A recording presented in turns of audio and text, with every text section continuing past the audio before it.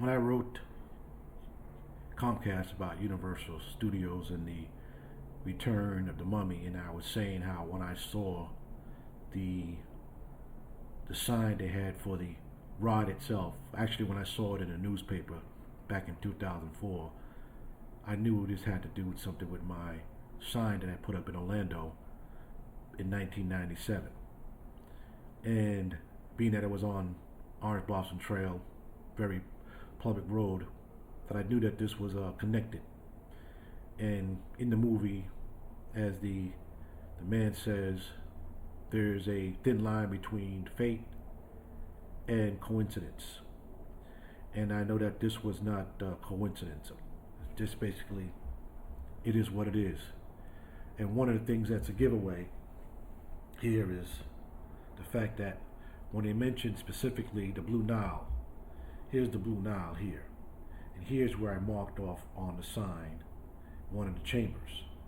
So you can see that it's in the same area as where the Blue Nile is at.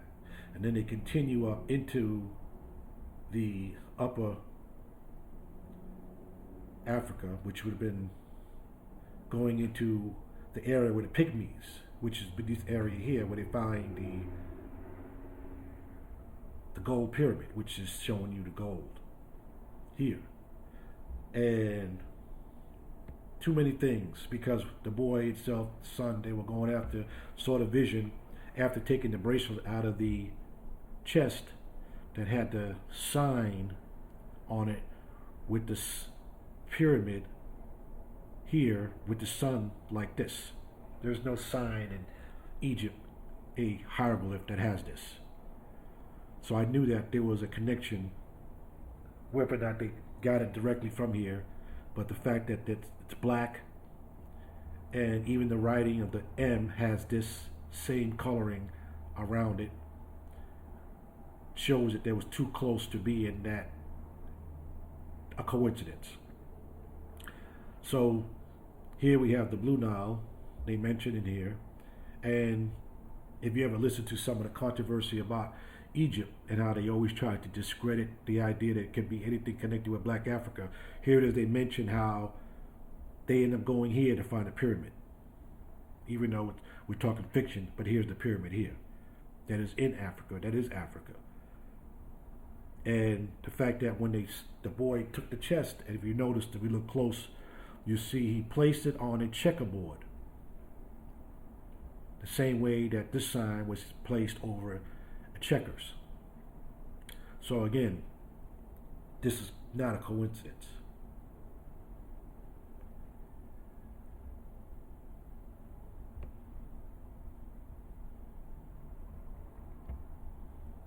As you see.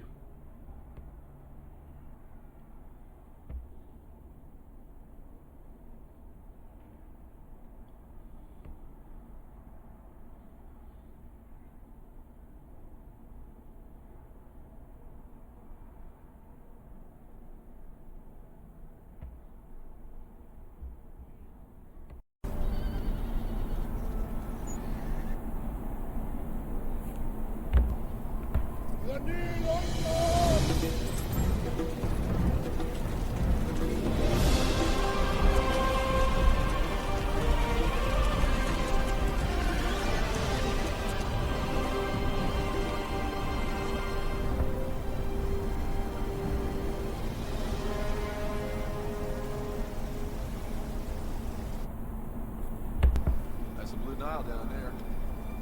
Must be out of Egypt by now. In ancient times, all this still belonged to the Upper Kingdom. The oasis must be around here somewhere. Don't worry, Evie.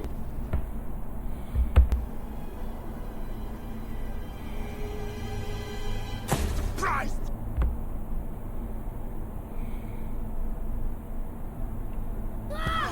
Leaving breadcrumbs! Huh? Huh? رحنا والتعاد هدوء. Again, it wasn't too hard for me to see that there was a connection. Seeing the movie, looking at the advertising of the ride, roller coaster, Universal Studios Orlando, showing you the same thing here. The sun above it, in the middle between the two serpents. Uraeus.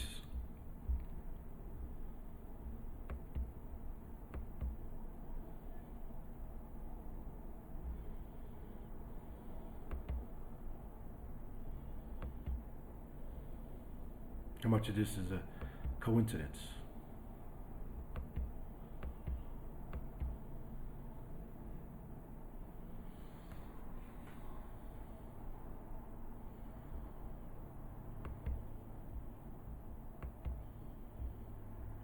But of course they'll say it's not a coincidence.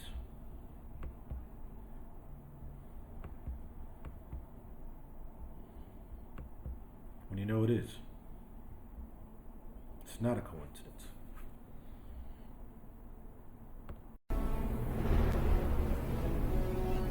Evie, I know you haven't exactly been yourself lately with all these dreams and visions. No, they're memories from my previous life. Honestly, I'm not losing my mind. It all makes perfect sense now. And that's the reason why we found the bracelet. Exactly. I was his protector. Now do you believe, my friend? Clearly you were destined to protect this woman. Right. She's a reincarnated princess, and I'm a warrior for God. And your son leads the way to Hamshan. 3 sides of the pyramid. This was all preordained thousands of years ago. And how does the story end? Only the journey is written, not the destination. Convenient. How else do you explain Evie's visions? That it is your son who wears the bracelet? How do you explain your mark? Coincidence. My friend, there is a fine line between coincidence and fate.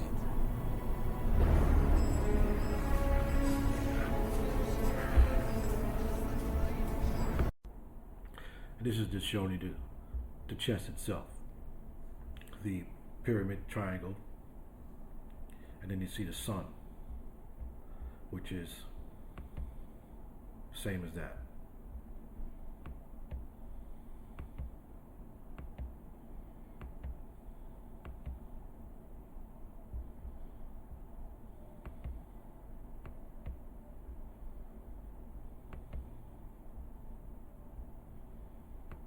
Coincidence, huh?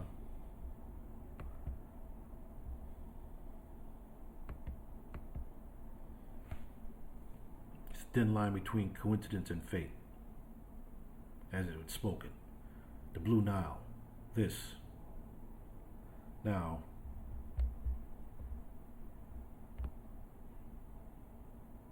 Epic Universe, as I said, is in Orlando, showing you what I told him back in 2011 when he tried to say that what this was something that already had been in the works or could be in the works. There was nothing to it. That was in 2011. So now I'm showing you this to make that relevant, to show you that there's both connected to what I had then and what I showed him afterwards.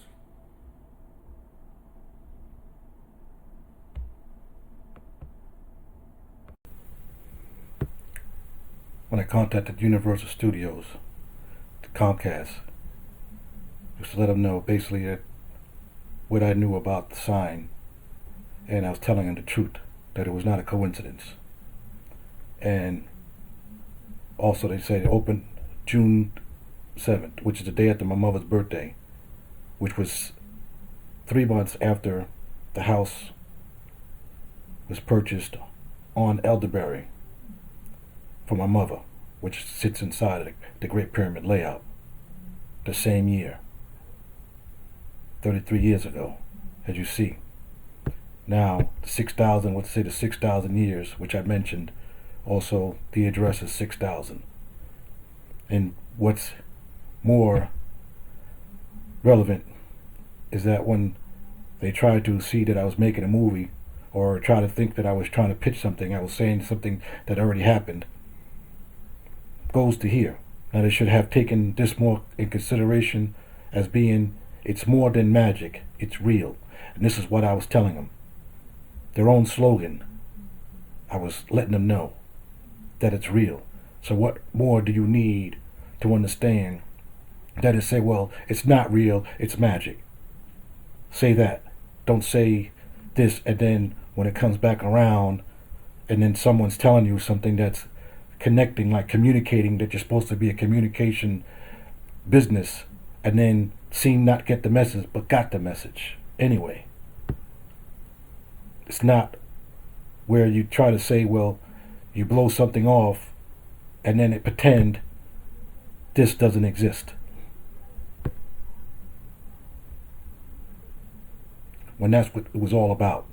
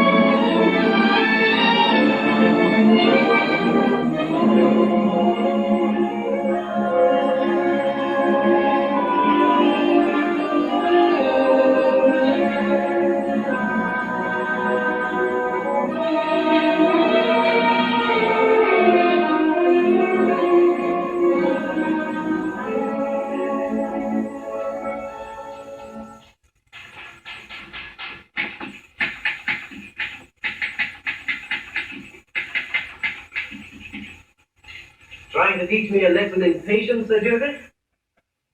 Method is everything in archaeology, my boy. We always deal with our finds of the day in order. Well, it seems to me that that box we dug up today with the very peculiar gentleman over there is the only find we've made in the past 2 months that'll bring this expedition any medals from the British Museum. We didn't come to dig in Egypt for medals.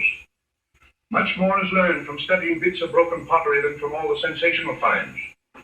Our job is to increase the sum of human knowledge of the past, not to satisfy our own curiosity. Well, that's all very true, Sir Joseph, but after all, we're human. And a find like this, well, how can you wait? This is your first trip. I've been out here 10 years, and I'm more curious about that. You can see it was 1996 when I had the sign up.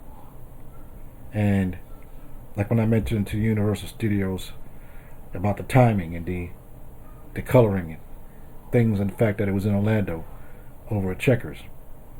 And when I was talking about the house downtown and the fact that it was built in 1924, the one on Anderson Street, 638 West Anderson Street. And it was in 1996 that it came to my attention that it was part of the layout shown Orion, and that it represented 72 years, and 72 years represented 1 degree movement through the zodiac with the sun, the earth, and the planets all traveling through the 12 zodiacs, creating the completion of the the great year, and that one step, that house represented one step on earth itself, showing you that this layout, showing you it's a step, the Orion, Osiris on earth, stepping on earth. And that was where I said it stepped from the celestial to earth.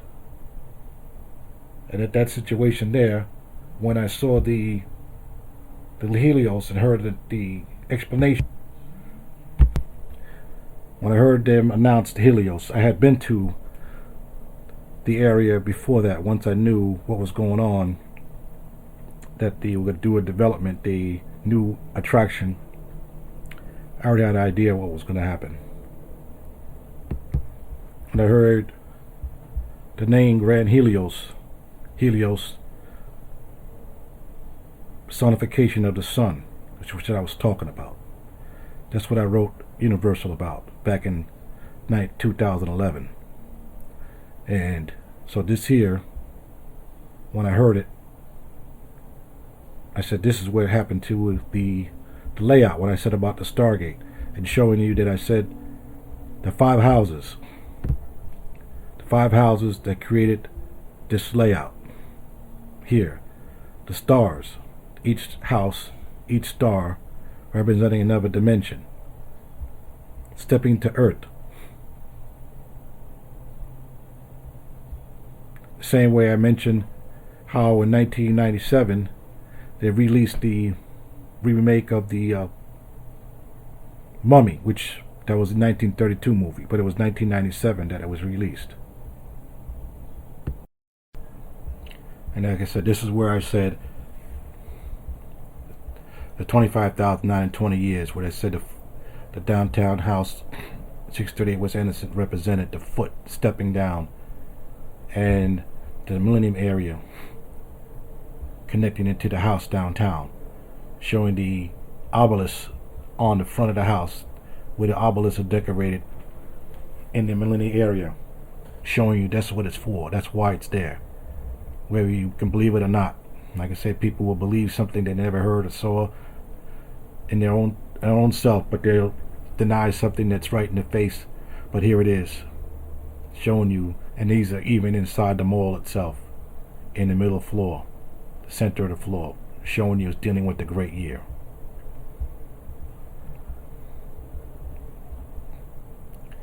So what I was speaking was facts. I wasn't speaking fantasy when I told Universal Studios about this. Showing the obelisk structure on the house downtown that's connected to why there are obelisks in the Millennium area. Because the obelisk itself is represented the sun and then resurrection. And not to leave out the Sun Trust building that I said is 441 feet tall, that was connected to the sign on 441, but the Sun Trust building with the 4 pyramids on top, which now I could say represents a crown, but itself, it's talking about the sun, the story of the sun, here in Orlando. The 25,920 year period, why it was the tallest building allowed in Orlando, whether they knew why or not. So you can see the layout, where the constellations and all the zodiacs are on these poles, the millennia, and why the Uraeus sits in the center of the layout here.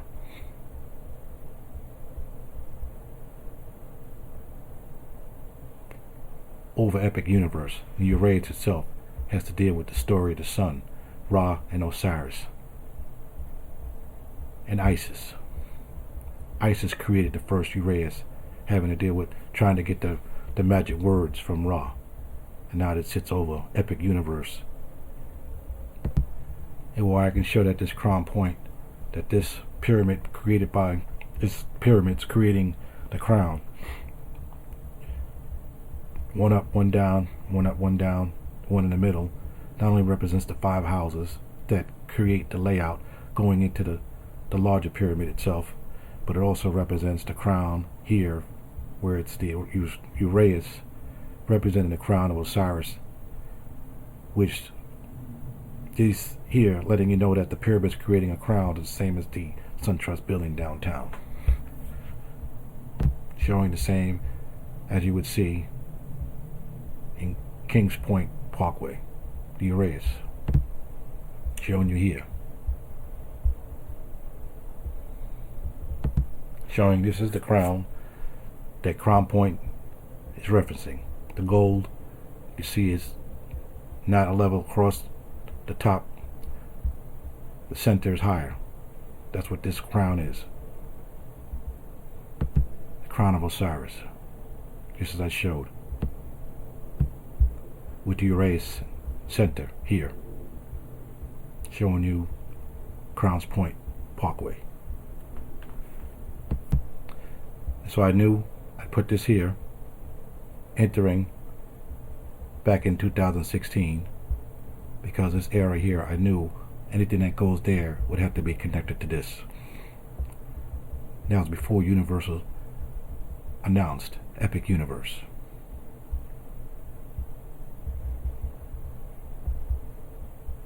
In 2019. And now you see what the entering means.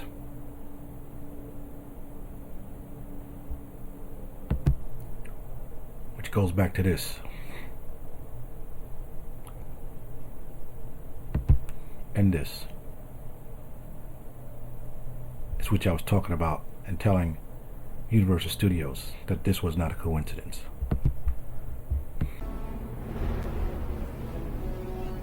Evie, I know you haven't exactly been yourself lately with all these dreams and visions. No, they're memories from my previous life.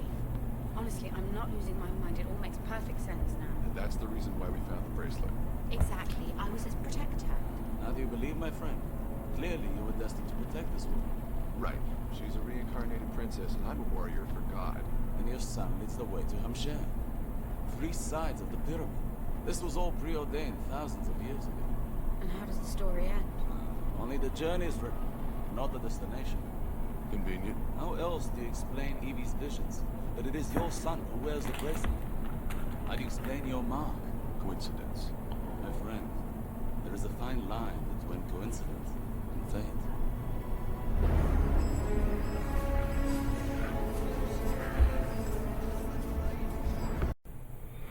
They're showing this date here, which was August 7th, 2016, which is well before the date that here Epic Universe was announced, which was August 2019.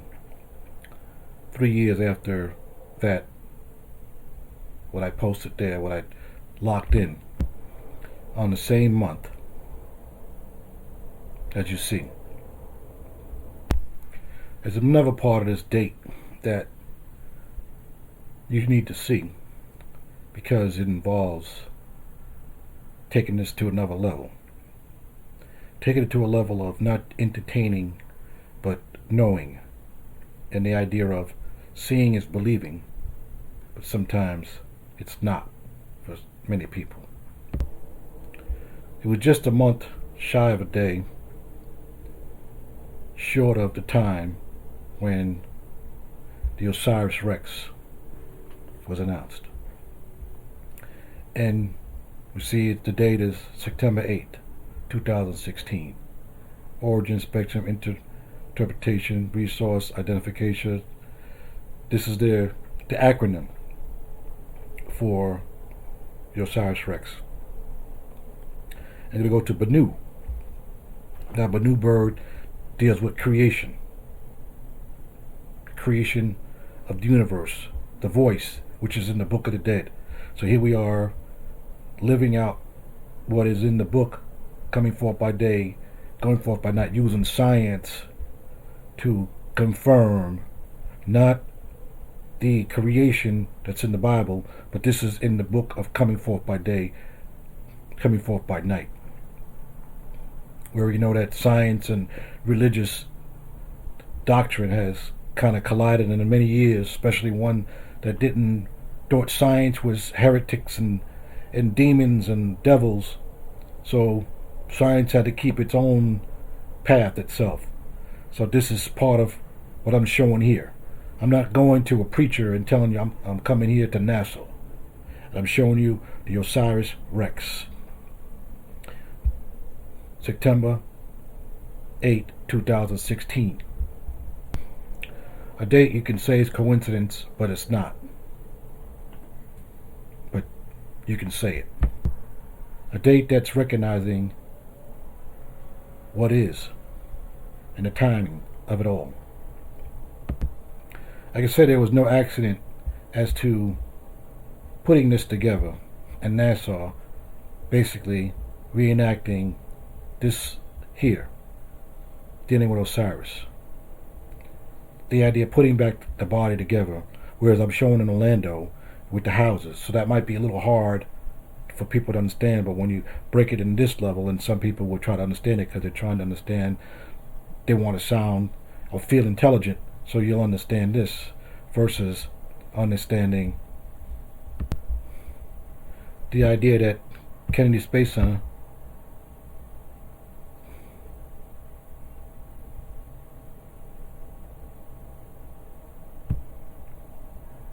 is next door neighbors to the layout. So as you try to look at the science and the grateful contributions that NASA has created and met with society is bringing this all together. Here I'm showing you before that, here, the rebuilding back Osiris on Earth. This is what I've been showing since 1996. But it's not NASA. It's not billions of dollars. It's not a budget. It's not scientists. It's not physicists and chemists and mathematicians and all these things. It's just me doing this.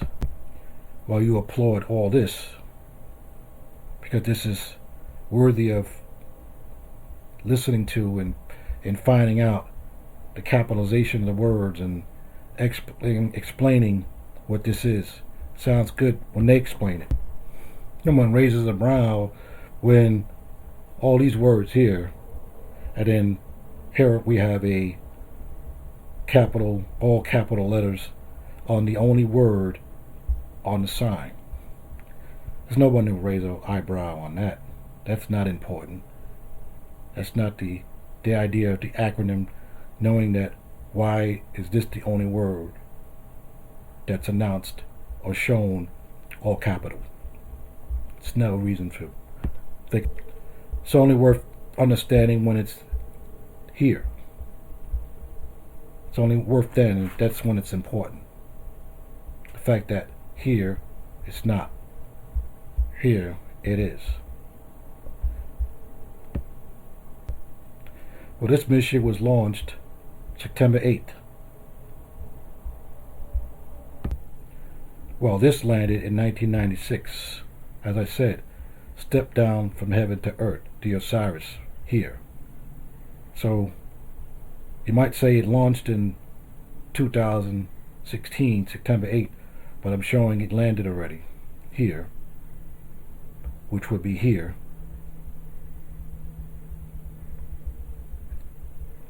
In 1996, August 1996, actually September 1996 is when the houses were brought to my attention. It was September 1996.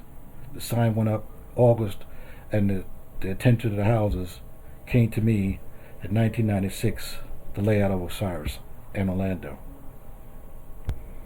showing this date, the fly date, which I said it was September 1996. So how many years was this from that point? 20 years later. Just as important as when I first visited Florida in 1972 was Christmas 1972, when Rosetta Enoch gave us these flight suits. Rosetta Enoch. like Rosetta Stone, Enoch, as they say in the Bible, based on what's going on in Ethiopia, that part that nobody really reads. So here I am, 10 years old, meeting a woman named Rosetta Enoch, who gives me an astronaut flight suit. And what's so important about this date and this time, because we got here after school, leaving on the 17th of December, and we got here at least on the 19th, 20th, few days before Christmas. But it was after school, so I'm going to show you a date that connects this, wearing this suit, to something else. How is it that the date that I'm wearing that suit, flight suit, which was Christmas, so I had to be there before Christmas to put it on. So how is it at that date here is when I have that suit right after this? So the date, 19th of December, 1972, here,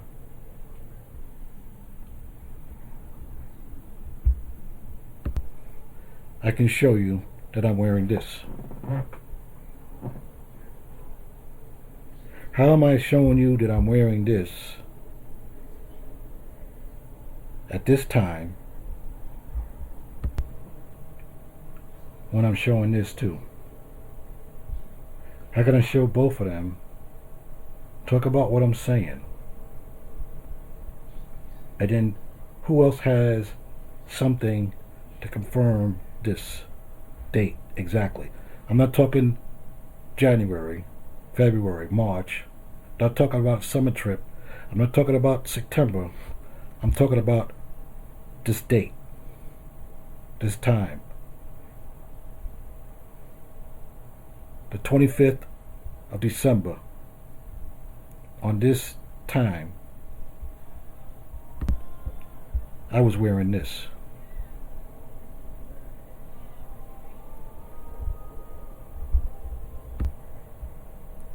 Now I'm showing you this.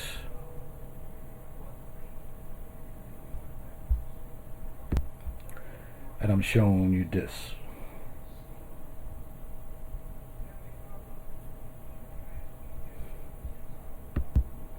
I can show you that Epic Universe was announced after August 2016. Same month. Showing that OSIRIS-REx was launched after August 7th, 2016. Acronyms.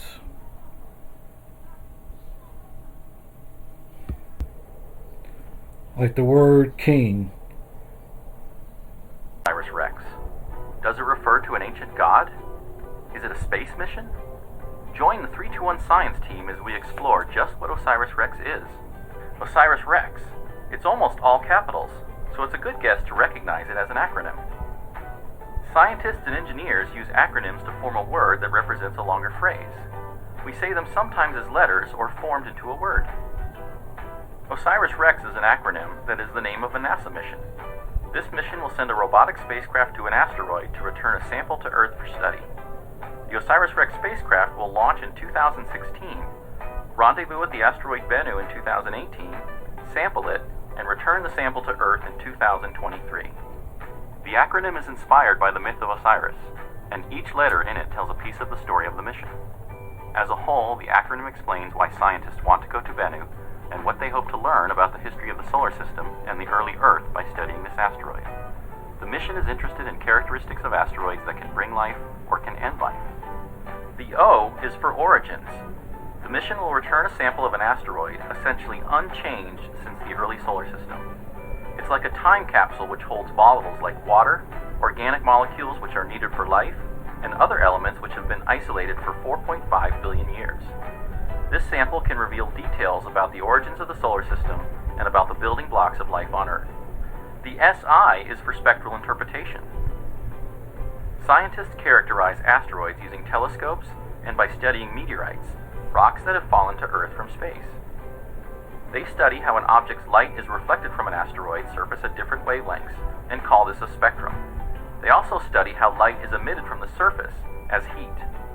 Comparing asteroid with meteorite spectra allows scientists to interpret what an asteroid is made of, how hot it is, and how big the rocks on its surface are. But to hold a piece of an asteroid and know exactly where it came from will allow scientists to gauge how well they match what they see through telescopes to meteorites and make future matching even more precise. The RI is for resource identification. Asteroids could hold a lot of treasure. Mining asteroids for precious metals and other materials to bring back to Earth promises profit. But perhaps more important are the water and other resources that will allow humans to move out into space.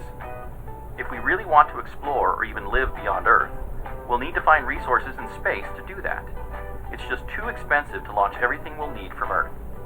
Identifying what type of resources are available on Bennu will be an important step for future exploration. The S is for security. We know the Earth isn't always a secure place to live. The OSIRIS-REx mission will study the orbit of Bennu to learn more about its potential to strike the Earth in about 200 years. Understanding how the Yarkovsky effect alters the orbit of this asteroid will provide information that can improve our understanding of asteroid orbits in general and lead to better protection from asteroid impacts. REX is for Regolith Explorer. The word regolith is formed from two Greek words meaning blanket and rock. It's the layer of loose material over bedrock on a small planetary body like an asteroid. Exploring the regolith in detail will help us understand composition and processes that occur on asteroid surfaces. OSIRIS-REx will explore the regolith of Bennu at the site where we collect the sample. This will help us place the sample in context and make the sample more scientifically valuable. Over the next 3 years, the OSIRIS-REx team will ready the instruments and spacecraft. Just as OSIRIS was reformed from pieces scattered around Egypt, OSIRIS-REx will grow from components fabricated around the world into a spacecraft that will travel to Bennu to assemble the pieces of the asteroid's story. This small asteroid will help give us a big picture, combining the information about origins, spectra, resources, orbit, and regolith will provide the full story of this asteroid and clues to the stories of many others. This video is an OSIRIS-REx production. OSIRIS-REx is a partnership of the University of Arizona, NASA Goddard Space Flight Center, and Lockheed Martin.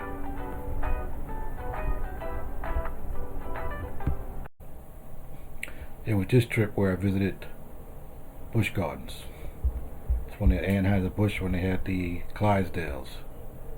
Yeah, I'm standing here, a little blurry. But the idea, Busch is beer, and beer is in the book Coming Forth by Day, Coming Forth by Night, just as they're explaining in the OSIRIS-REx, the story of Osiris. Here's the Coming Forth by Day, Coming Forth by Night. And the gold face that created this here. It's not King Tutankhamun, it's the face image of Osiris. Same way I was able to reproduce this here in a house called Antrolagos, showing you here. Lotus flowers, same as these are lotus flowers. Here. Showing you Kings Point here. Linear Boulevard coming out of it here. Busch is beer, and beer was created in the beginning by Isis. Again, it's separated. Kings Point, Uraeus. Here we see it flying out the top of the pyramid layout here. Showing you here. The Atif. Showing you Orion. Where would the Atif come from? Orion, here. It's coming out of here. Showing you Court. Where does it say Rex comes from? It comes out of here. This is what you see. The OSIRIS-REx. Court. It says court. He was in a court case. So here I am dating Busch Gardens from 1996 back to 1972. And this is when I saw the house that I said represented the foot stepping down on this same trip in Orlando, 638 West Anderson Street, built in 1924. A time that came to me exactly when this was going on.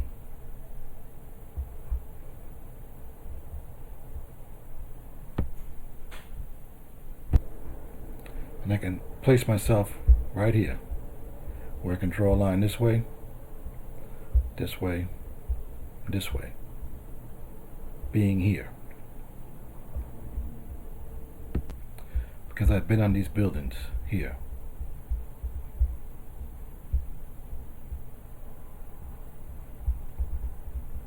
All throughout here. I've been on these buildings. Here. Over here.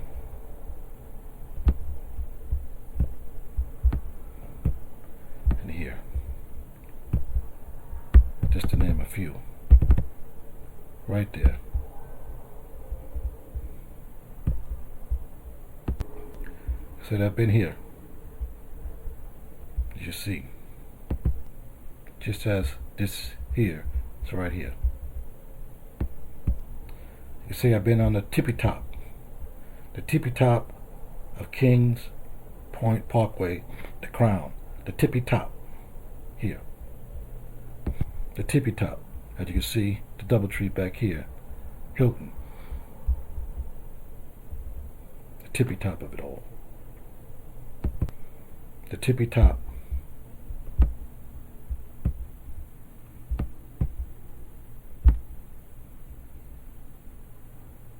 of Kings Point, which over here is Orion and Elderberry.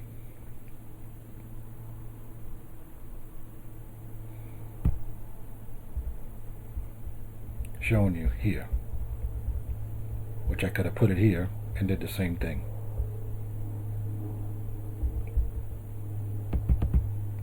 But I've been on all these buildings. Here. I've been on this one, first one, here. That's Racetrack.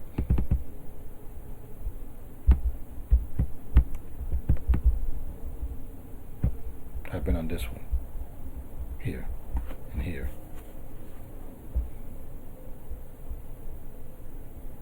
And I've been on this one, South Star, here.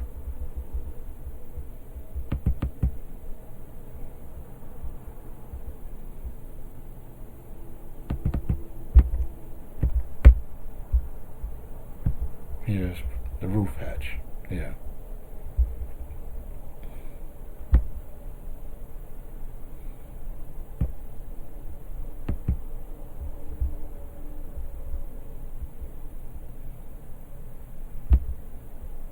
Uraeus.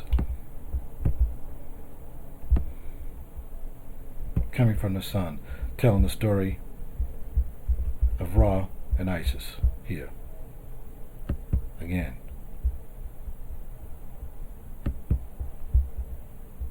Showing what Banu went to go get a hold of. Elements dealing with life itself, the origin of life. Here it is. The tetrahedron that I can create right here. The tetrahedron is dealing with life building blocks. Dealing with the flower of life, which is Orlando, Florida. The Great Pyramid layout, Florida. Same tetrahedron you'll see in the Florida Mall, in the Mall at Millennia in the back. I created with my own point here.